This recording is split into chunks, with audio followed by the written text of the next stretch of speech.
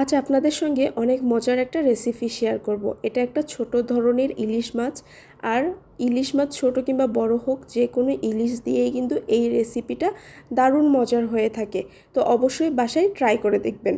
তো এখানে আমি একটা কড়াই বসিয়ে দিয়েছি। কড়াই হচ্ছে পর্যাপ্ত পরিমাণ তেল দিয়ে দিয়েছি, আর এখানে দিয়ে দেব অনেকটা পরিমাণ পেঁয়াজ কুচি আর একটা কাঁচামরিচ কুচি কিন্তু আমি এখানে অ্যাড করে দিয়েছি।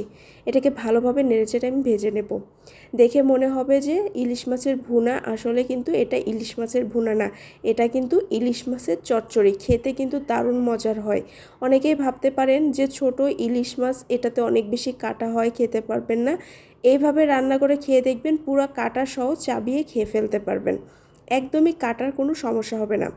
তো আমি এখানে ভালোভাবে পেঁয়াজগুলোকে ভেজে নিয়েছি। এখন এখানে আস্ত জিরা দিয়ে দেবো। এটাকে দিয়ে আরও কিছুক্ষণ ফ্রাই করে নেব। যারা আমার চ্যানেলটাকে সাবস্ক্রাইব করেছেন তাদেরকে অসংখ্য ধন্যবাদ। আর যারা এখনও আমার চ্যানেলটাকে সাবস্ক্রাইব করেনি, প্লিজ সাবস্ক্রাইব করে আমার পাশে থাকবেন। আর প্লিজ ভিডিওতে একটা লাইক দিতে ভুলবেন না। আর পুরো ভিডিও দেখার চেষ্টা করবেন, তাহলে অনেক কিছুই শিখতে পারবেন। তো আমাদের কুরবানি ঈদ শেষ হয়ে গেল। কুরবানি ঈদের পরে সবাই আর কি মাংস খেতে খেতে সবার টেস্ট জানি কেমন হয়ে গেছে। সবারই দরকার একটু পরিবর্তন। তাই আমি নিয়ে এসেছি ইলিশ মাছের একটু অন্যরকম রান্না। অবশ্যই বাসায় এটা ট্রাই করবেন।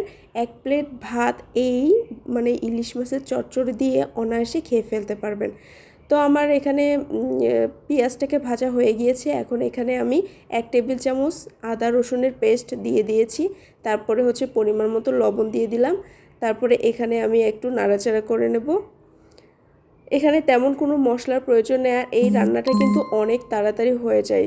তো অবশ্যই ট্রাই করবেন বাসায় এই রান্নাটা করার জন্য। তো এখন এখানে আমি হলুদ গুঁড়ো অ্যাড করে দিলাম।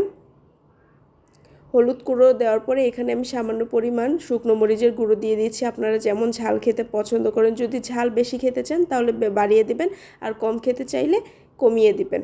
তার সামান্য পরিমাণ পানি দিয়ে এটাকে আমি ভালোভাবে কষিয়ে নেব। তো আমার ভয়েসটা একটু অন্যরকম শোনাতে পারে, কারণ আমার ঠান্ডা লেগেছে, এই জন্য ভয়েসটা একটু অন্যরকম শোনাতে পারে। তো ঢাকনা দিয়ে ঢেকে আমি মশলাটাকে ভালোভাবে কষিয়ে নিচ্ছি নাড়াচাড়া করে। যত ভালোভাবে মশলা কষানো হবে, তরকারির টেস্টে তত বেশি ভালো হবে, এটা আমরা সবাই জানি, তাই না? তো আবারও আপনাদেরকে মনে করিয়ে দিলাম। তো এখন আমি মাছগুলোকে এখানে দিয়ে দিচ্ছি। দিয়ে ভালোভাবে নেড়েচেড়ে এটাকে আমি কিছুক্ষণ কষিয়ে নেব।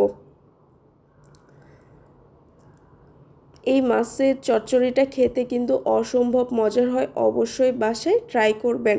আমি কিন্তু একদমই বানিয়ে বলছি না, এটা খেতে কিন্তু অসম্ভব মজার। তো হচ্ছে আমি ভালোভাবে নেড়েচেড়ে এটাকে আবার ঢাকনা দিয়ে ঢেকে দিচ্ছি। কিছুক্ষণ পরপর ঢাকনা উঠিয়ে এটাকে নাড়াচাড়া করে দিতে হবে, নাহলে নিচে কিন্তু পোড়া লাগে যাবে। তো এখানে আমার মাছটা ভালোভাবে ভুনা করা হয়ে গিয়েছে।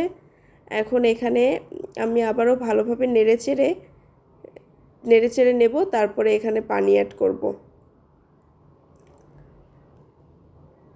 তো পানি অ্যাড করার আগে আমি আবারও একটু ঢাকনা দিয়ে ঢেকে এটাকে আরেকটু কষিয়ে নেব, তারপরে পানি অ্যাড করব।